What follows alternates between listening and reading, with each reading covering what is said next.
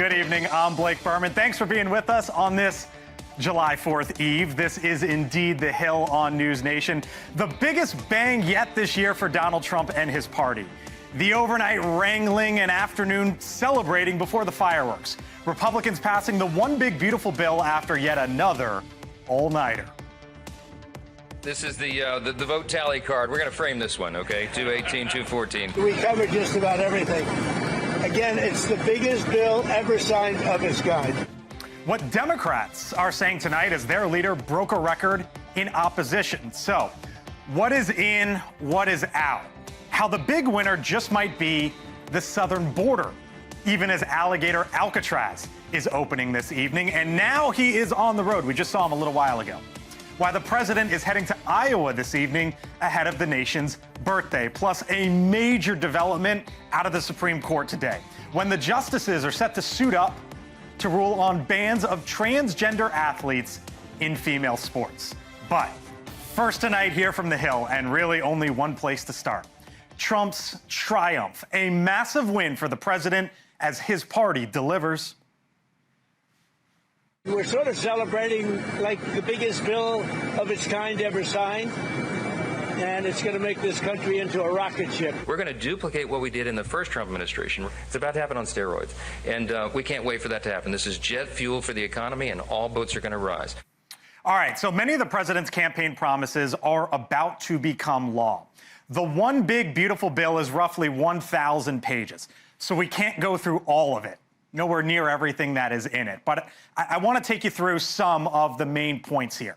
At its core, it includes an extension of the 2017 Trump tax cuts, while adding in a reduced burden for those who receive income via tips and overtime as well. It also reduces the standard, or raises rather, the standard deduction for seniors, which likely will lower their taxes. Now, money is soon to pour in for immigration enforcement. More than $150 billion in total. And when you break it down piece by piece, for example, $47 billion for the border wall, $30 billion for immigration and customs enforcement. Just to give you a little context here, I know they're not a military, trust me, I know, but just that amount of money alone would make it the 14th largest military worldwide, just to give you some scope there. Speaking of the military, a $157 billion increase in defense spending to pay for some of this, reforms, or as critics call it, cuts to Medicaid. Federal spending, for example, expected to drop by roughly $1 trillion. And that right there, going to the other side of the aisle now, that is the core argument against the bill from Democrats. This runs directly contrary to what President Trump indicated in January, which was that he was going to love and cherish Medicaid. Nothing about this bill loves and cherishes Medicaid. It guts Medicaid. All right, so the bill is just about as political as it gets. Every single Democrat in Washington voted against it, every single one. 98% of Republicans voted for it. And that number, a big part of the story here is it shows a president in complete control of his party. Here's how, for example. For months, conservative Republicans railed. They worried about spending, including just hours before giving the president his win, the big victory, right? I'll give you just a couple examples here. Keith Self, Republican, citing the national debt and the need to rein in spending.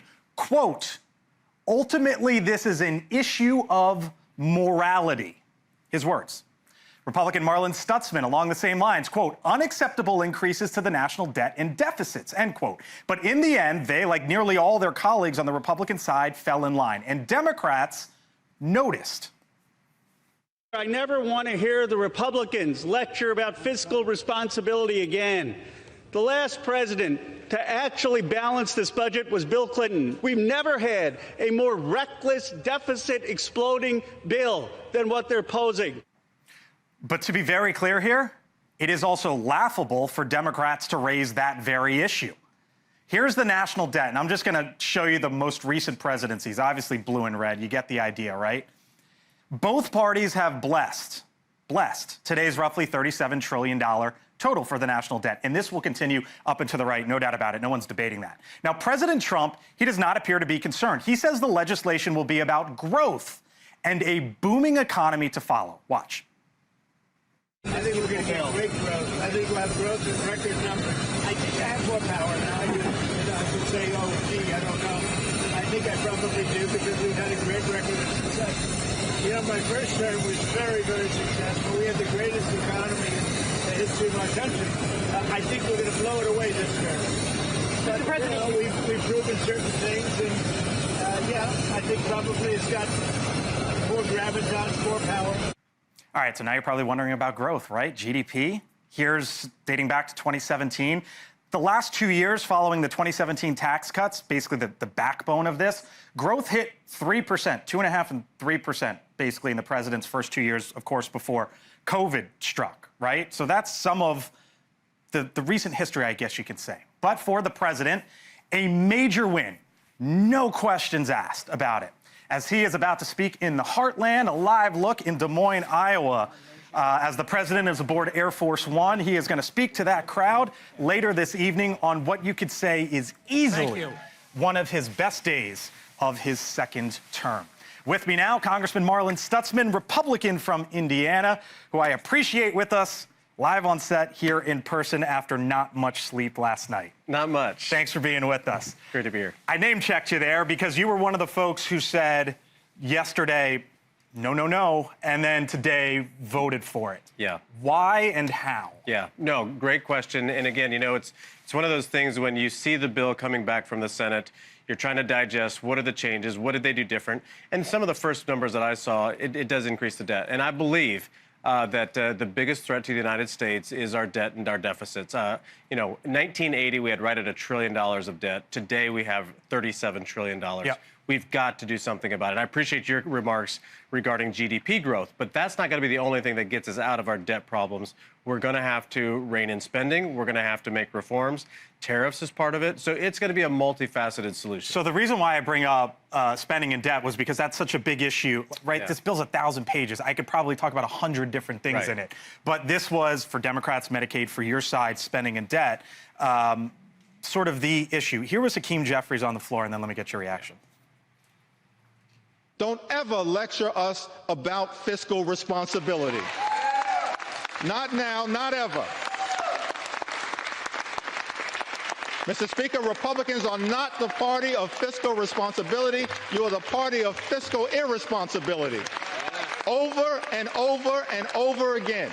Now, you posted today, the more he talked, the more you were a yes, right? But he has a point there, right? Yes. And I think that's what gets to it. He's not wrong. No, and this is where both sides, Republican and Democrat, are responsible for this debt. Now, I've got a bill that really points to a big part of the problem with our debt and deficits, and that's the emergency spending that has happened over the past several decades. $12 trillion of our debt is because of emergency spending. So when there's fires, when there's hurricanes, when there's, of course, COVID was the biggest one, that we don't take that, that's off budget. So all of a sudden we pass these emergency spending bills, 12 trillion of that has been added to our debt. I point that out, like that's part of the problem. The other part is that we don't have the growth.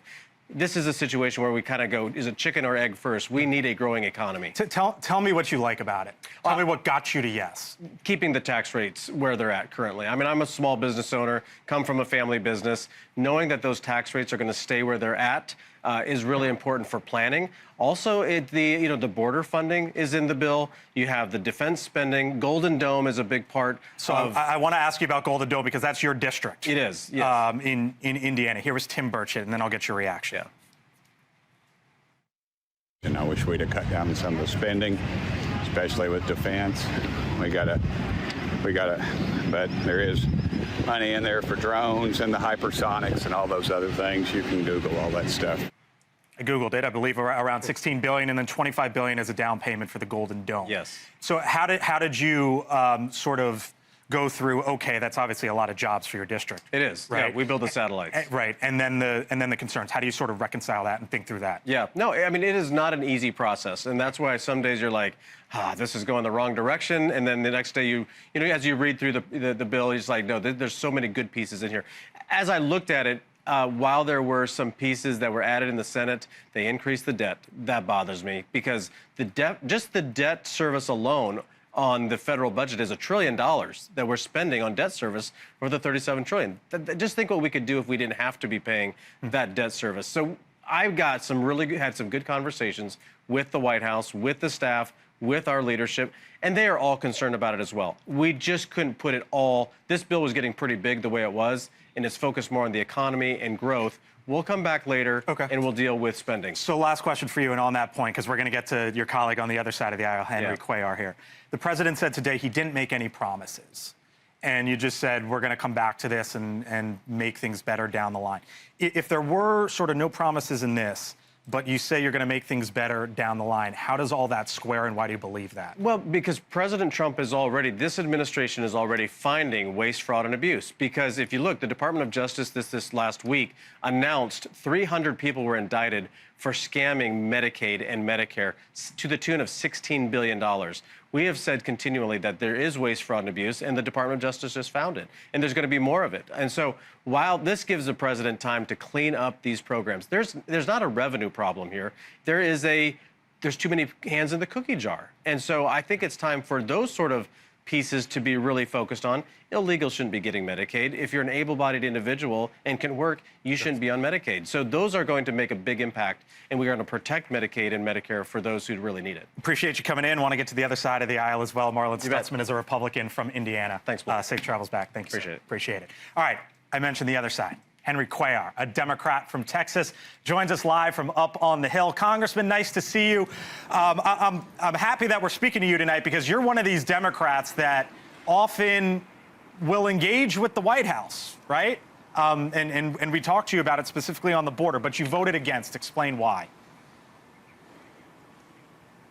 Well, simply there was just no input from the Democrats. Look, I've been very strong on border security. I've been very strong on defense. In fact, I said on homeland appropriations, and I said on the defense appropriations. Look, the bill overall has some good things, but there are a lot of things that are not good. So you look at the overall, and I voted against it, especially because of the large, massive cuts to Medicaid. And on top of that, you got to look at it. How many people read the bill? You ask some of our colleagues on the other side, ask them if they really read the bill. We were not given enough time. So if you don't get to read almost 1,000 pages, you got to vote no, because we're going to be surprised by a lot of things that come out later on. You mentioned the big numbers involving Medicaid. There's also big numbers involving the border, which you brought up as well. Here's several Republicans on that funding, and then I want to get your reaction. The One Big Beautiful Bill will permanently secure the southern border. It completes the wall, funds thousands of new border agents, and equips them with the cutting-edge tools that they need. And because of the One Big Beautiful Bill Act, Joe Biden's border crisis is over. Do they have a point there? Well, do they? I'll tell you why. Look, the numbers have gone down without building any more border wall. Is that correct? It has. Because you got to look at a couple of things. You got to have the right policies, and President Trump is using the right policy. No catch and release. That Biden, I disagree, because he did catch and release. You got to get Mexico and other countries to stop people before they come over. So the numbers have gone down. In fact, in the Laredo sector where I'm at, 13 crossings a day without building the border wall. Now, do we need to have border patrol agents? Yes. More technology? Yes. River roads, Carrizo Cane eliminations. Look, we've been adding money for 22,000 border patrol agents. That is correct. There are ways, if you have the right policies in place, and remember, the numbers went down without a border wall. More technology, we need to have that. The river roads are very important. And I've invited the Secretary of Homeland, when she was before our committee, go down there. I'm not giving you any politics. I will give her practical solutions that work along the border. Okay. We'll have you back. He's a Democrat from Texas, Henry Cuellar, with us tonight here on the Hill. Thank you, sir. Appreciate it. Thank you so much. Yep, talk soon. All right, still to come tonight here on the Hill. No timeouts for the question over transgender athletes in female sports. Why the Supreme Court is now taking up that very issue. Plus, open for business. The first detainees arriving tonight at Alligator Alcatraz. As Trump's bill, as I just laid out there, gives more money for border security. What does Customs and Border Protection plan to do next? We're going to ask them. And the First Lady, making a special visit today, will tell you where she was here in our nation's capital. We thank you for being with us tonight. I'm Blake Burman. I'll see you back on the other side of the break, 4 minutes away.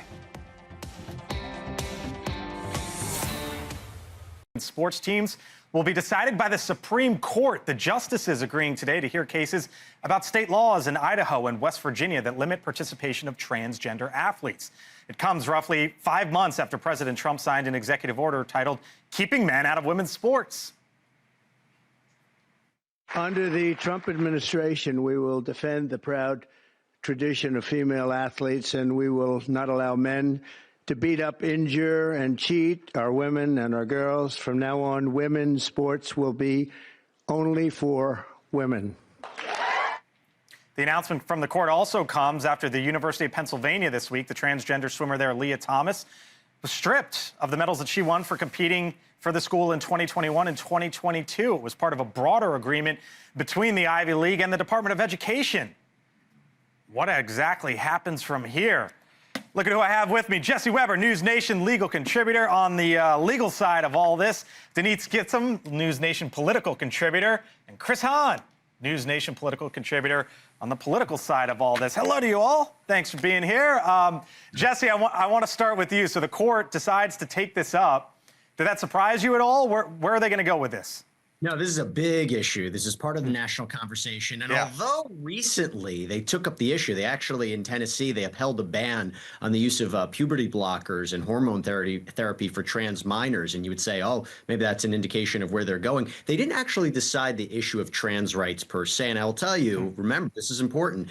The Supreme Court has never defined transgender people as a suspect class. One is that's been historically discriminated against and deserves greater protection. So there's a lot at stake here. And I have to tell you, for the advocates against the ban, they may have an uphill battle. Why? There's some very compelling arguments for the pro-ban people, right? Because they would say women have historically been discriminated against. They're now bystanders in their own sports. They need extra protection. Sex is an immutable characteristic. And although they're competing against the claim, oh, this is violates equal protection, they have maybe a strong governmental interest in protecting women's sports. Han, Denise, Denise, I'll start with you. This was an issue that Donald Trump used time and time and time again down the home stretch of the presidential campaign and was successful for him.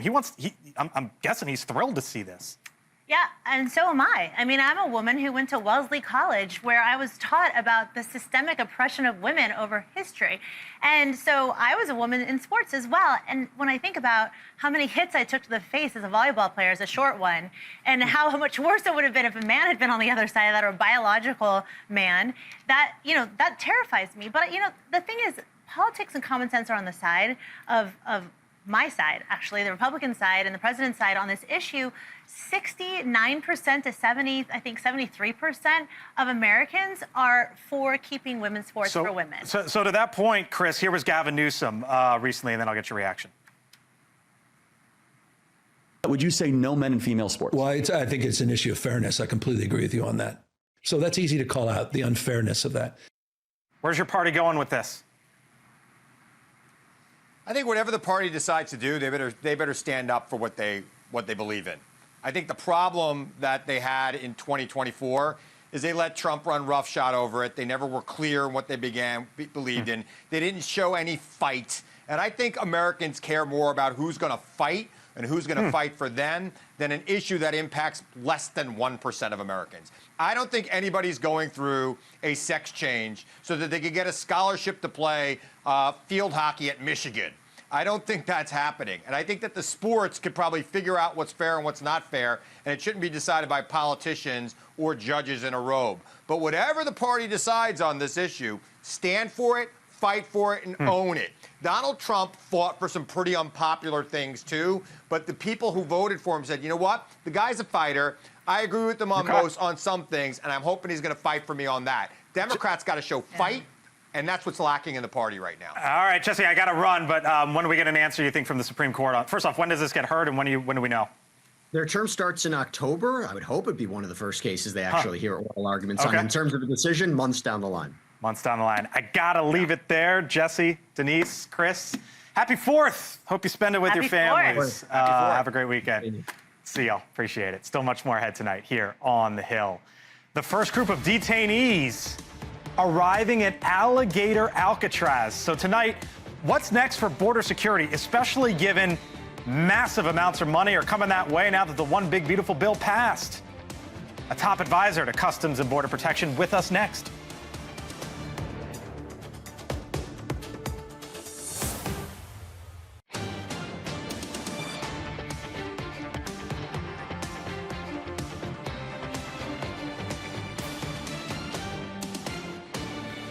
.30 here in Washington, the day before the 4th of July. Welcome back here to the Hill on News Nation. I'm Blake Burman. The detention center known as Alligator Alcatraz is now hosting its first group of illegal immigrants. The Florida governor, Ron DeSantis, is calling it a milestone in the efforts to help the Trump administration in its crackdown on immigration. President Trump's border czar, Tom Homan, told our Chris Cuomo that the facility would result in cost savings, better conditions as well.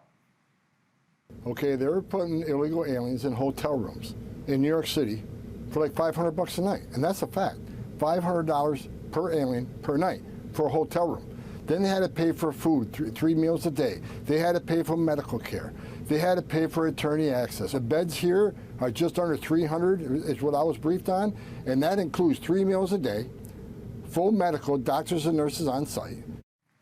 Other side, though, the Democratic Congresswoman from that state, Debbie Wasserman Schultz, slamming the effort. She said, quote, "This barbaric boondoggle is a tribal and ecological outrage and must be closed." Now, it comes as President Trump's one big beautiful bill just passed hours ago.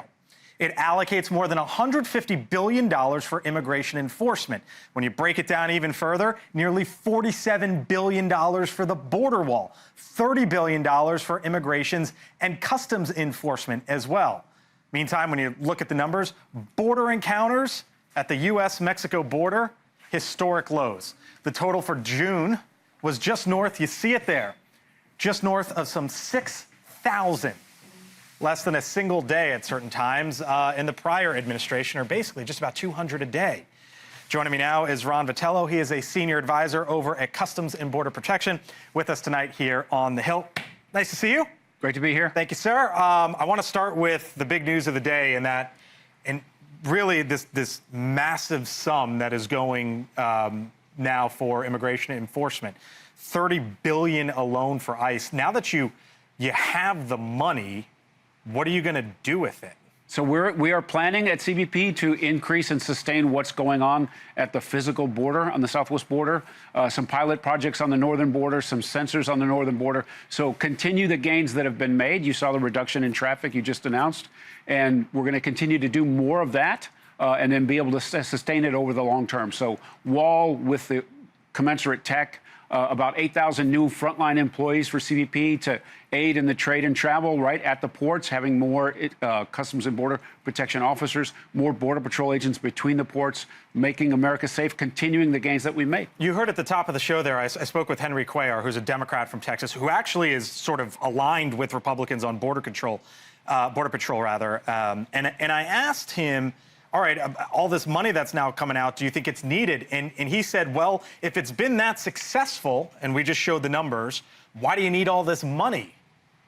What say you? Well, I'll politely disagree. Henry knows the border. He's a good friend of the Border Patrol and CBP. He understands the business processes and the people who do it. So he's always been an advocate for the front line. But in this case, what we want to do is we want to sustain and expand. So the standard for border control is 100% situational awareness and 100% operational control. What that means is addressing every entry that comes across the border. We've never been resourced to that magnitude. Now we have a chance to lay down these resources, add boots on the ground, and do it over the long term. $47 billion for the border wall. What does that get you? That's about 700 miles, but it's not just wall, right? It's easy enough. It's very difficult to install across the southwest border. You got to acquire the land, you got to do the engineering, you got to do the environmental, and then do the construction.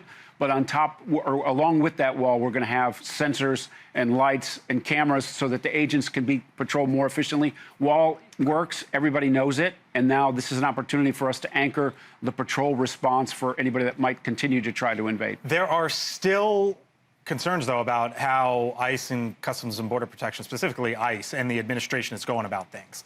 For example, Joe Rogan said this. He's got the #1 podcast, or one of the top podcasts. Said this the other day, and I want to get your reaction. There's two things that are insane.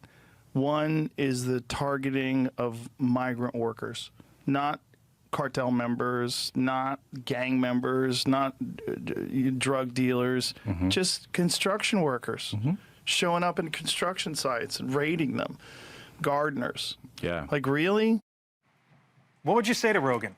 Well, we are helping ICE. What happened in Los Angeles, as an example, that started out as the servant of warrants for a criminal case for human trafficking and money laundering.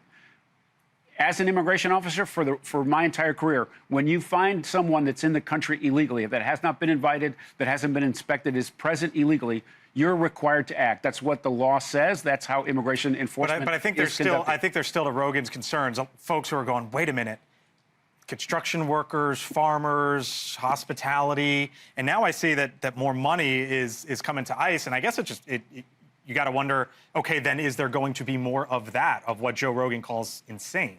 Well, I'd say two things. They are targeting the worst of the worst, including Iranians since the conflict started, as well as criminals who are in the country illegally, committed other crimes against the places that they live in the jurisdiction. So that's the top of the list. But they're not going to ignore other people who are in the United States illegally. We need to end the incentives. That means the jobs and the likelihood of employment in the United States. And we got to send a signal around the globe, which we've done largely, that it's not time to come across the border. There won't be any upside. You will not be released into the United States, and employment will be inhospitable in the U.S. Alligator Alcatraz. It is now up and running. The president went there earlier this week. Here's what he said at the time. Snakes are fast, but alligators are, we're going to teach them how to run away from an alligator, okay? If they escape prison. How to run away. Don't run in a straight line. Run like this. I think a message is trying to be sent there from the president, right? Like, look, this is the Florida Everglades, along Alligator Alley.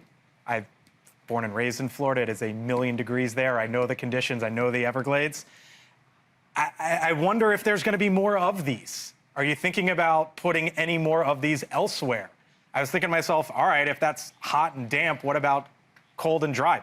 Put one of these in Alaska somewhere? Like, what's next with this? So ICE is funded for a certain level of beds. They're at, last I heard, they were almost 65,000, or maybe a little bit more than that. This is an additional capability, right? They need detention. If you're going to arrest people that are here illegally, you need a place for them to stay so they can go through the due process. More of these, though? It's possible. They need to scale up detention so that we can meet the mandate of the largest deportation effort underway. And so they need capacity to do that. That includes housing, space for people to wait for their hearings or to wait to be put on an airplane and sent home. And that works, and it could work in other places as well. Let me leave you with this. 200 Marines, we are now learning, to Florida to help with ICE operations. Should we expect, Ron, more Marines assisting with ICE agents? We're using all of the resources. DOD has leaned in like the Justice Department does, like the State Department has done, like our secretary knows full well her ability to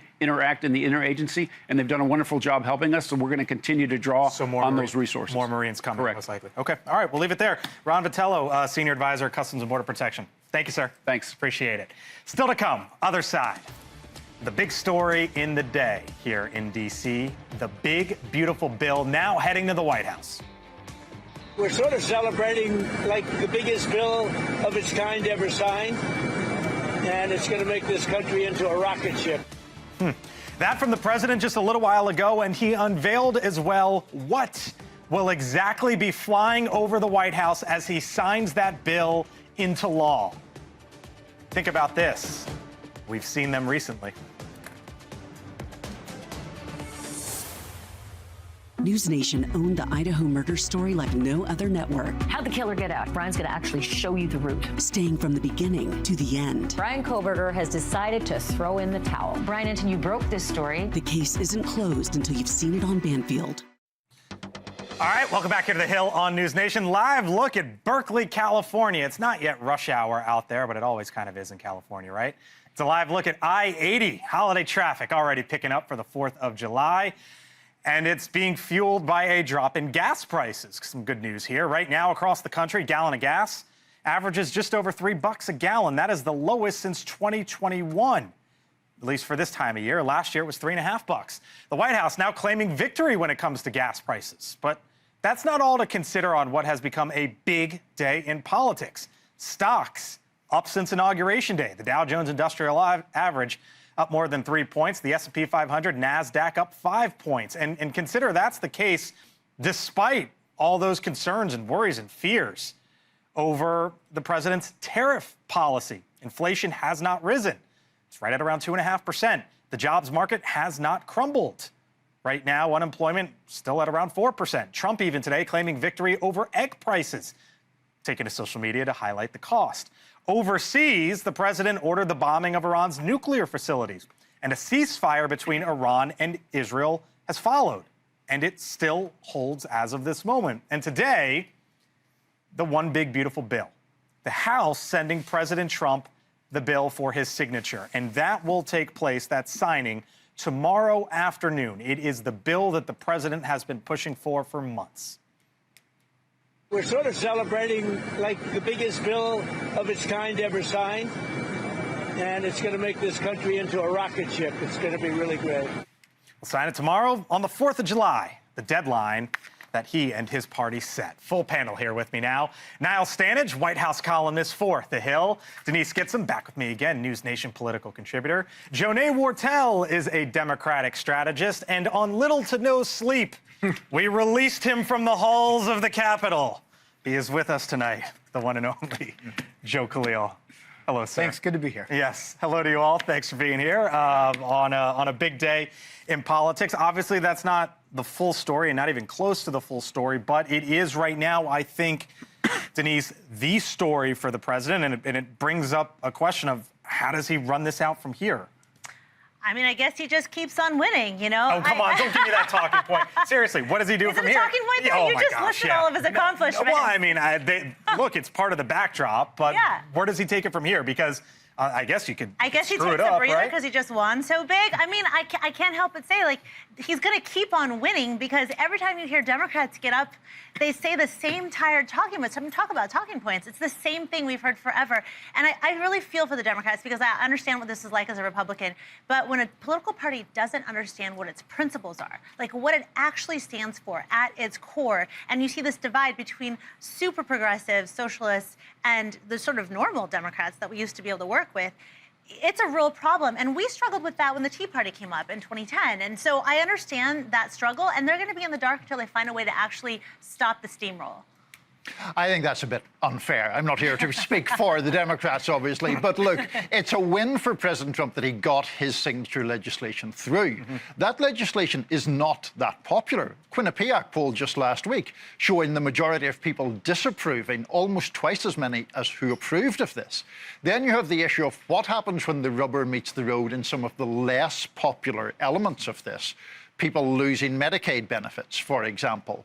People who are going to get impacted, from the loss of SNAP benefits. There are things in this bill that will not be popular, and that's a problem. But let me just, sorry, go. I just want to say, though, the thing is, politics are about binary choices. And whenever you look at something that's unpopular that Republicans do, Democrats are still lagging Republicans by so much that given the two choices, people are still saying Republicans are actually doing something. But when you say lagging them by so much, I mean, Kamala Harris lost the popular vote by a point and a half. But look at congressional Republicans and Democrats. Democrats are still so far below. They're still at historic lows. The numbers are low for congressional Democrats. The numbers are also, as Niall points out, low for this bill as well. But it's still a president who I just laid a lot of that out, Jonay, and your party, I guess, was celebrating today with an 8-hour speech by Hakeem Jeffries. Is that going to get it done to slow Trump down? Well, you talked about winning, and I think that this might be a win for the Trump and the Trump administration, but this is not a win for the American people, right? We look at what this big, ugly bill is doing. We look at the fact that it's gutting health care, it's gutting all these social programs, food assistance, and I'm proud that Democrats came together and unanimously opposed this bill.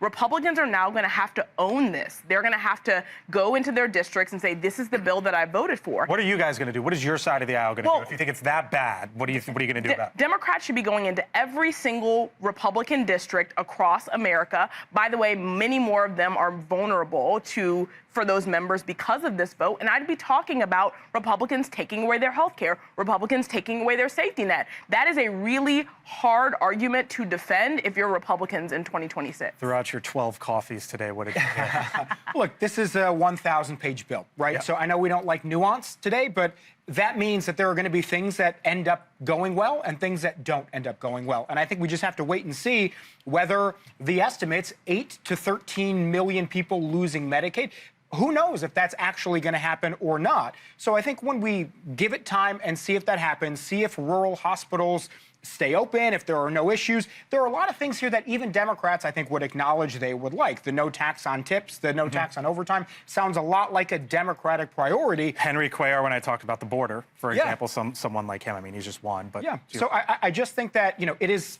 unpopular now. Objectively, you look at polling, that's where it is. Things could change, but I think Democrats, if you are one right now, they're sort of hinging on this bill continuing to be unpopular in the midterms, and we'll see if that remains the case. I think this was the most fascinating soundbite of the day. The president just a little while ago. Roll it. I think I have more power now. I do. You know, I could say, oh, gee, I don't know. I think I probably do because we've had a great record of success. You know, my first term was very, very successful. We had the greatest economy in the history of our country. I think we're going to blow it away this term. Is he wrong there on I think I have more power now? No, he's right. He has the Republican Party in a much firmer grip than he had first time around. First time around, there was still a Trump skeptical wing in the Republican Party. Those people are out of the party now. It is his party. The idea of an old Republican establishment, those guys have been defeated by the Trump insurgents, and it is now a MAGA party. I think I was going to say I agree with that. And I think the people who have said, we're going to stand up to President Trump and vote no, Republicans, and then they later say, well, actually, we now got some kind of concession, we're going to vote yes. I think the reality is they legitimately are scared of him threatening a primary. I think Thomas Massie is uniquely not scared of that, and maybe Rand Paul, but literally everyone else postures, and I think just in the back of their mind, they don't want Trump to do that. I think that's a great point. I mean, these are folks who, in many cases, some of these Republicans supported this bill under the threat of primary. That shows that he has not just a lockstep on the party, but a stranglehold, right? And so I think that going into 2026, you're going to see this election cycle where are you going to find that people are going to step outside of this Trump narrative, the Trump spin, the Trump messaging, and show independent thought and leadership for their constituents. Or that you're winning. Again, I'm just going to say it because I worked for President George W. Bush, and I loved the man, but he did not have anywhere near the hold on this party that President Trump has. And I think all of what we're missing is his unbelievable ability to manipulate the media and be that reality TV star. Democrats have not figured out how to get their messaging. They have not figured out even who they are, but they certainly haven't figured out how to dominate the media cycle, and that's what's going to win the day. By the way, he just gave him a new message to run with. By the way, speaking of media, when the president signs the bill tomorrow afternoon, he revealed today that B-2 bombers are going to be flying over the White House as that happens. Hollywood. Speaking of a thank you all. Appreciate it. Hope you have a fantastic holiday weekend. Still to come here on The Hill. The First Lady, what she was doing in this town today. We don't see her often, and there was a very good reason why we did today. My take on the other side. And coming up on Elizabeth Vargas Reports, she's following what comes next for Sean Diddy Combs. That is 7 minutes away. My take here on the other side of the break. Plus, what's trending? All right, hope you're getting ready to relax for a nice holiday weekend, but a look first at who's trending right now on thehill.com. This is the obvious, right? House sends GOP's big, beautiful bill to Trump's desk in a major win for Republicans. The president's signature legislation passed today. This is not a who, but really a what. And I'm one of the folks that clicked on this because I love blueberries, love them. The FDA upgrades blueberry recall to highest risk level. This, though, has to deal with one shipment in the state of North Carolina, but trending nonetheless. And then how about this? Something we talked about earlier in the show. Joe Rogan, top podcast in the country, on ICE raids under Trump, quote unquote, it's insane. Just 3 of the top stories that are trending on thehill.com right now. To check out these stories and more, all you have to do is scan the QR code on your screen or visit thehill.com. 4th of July, it's tomorrow. So we will have a big party in the White House. So where everybody, when you feel better, maybe next year, you come over and we celebrate together.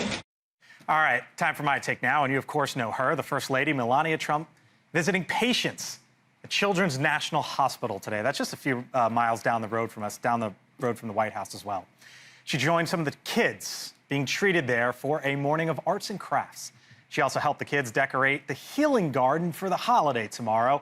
Now, the hospital is no stranger to this First Lady or others for that matter. First ladies from both political parties have been visiting for more than 100 years, transcending politics and tapping into our compassion as they lift the spirits of kids when they need it the most.